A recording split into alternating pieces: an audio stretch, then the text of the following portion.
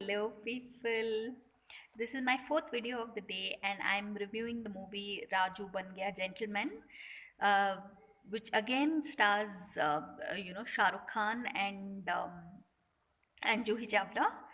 And this movie is cute, yeah. I mean, like in terms of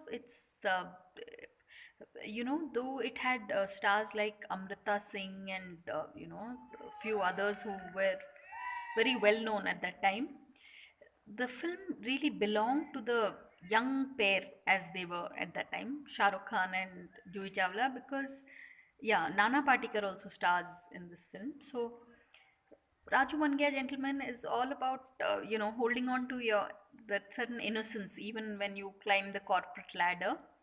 So it's a movie that I would give a 4-star rating to, since the music is also catchy and and like all Shah Rukh Khan films, this one is special. So do go and watch it sometime on YouTube probably.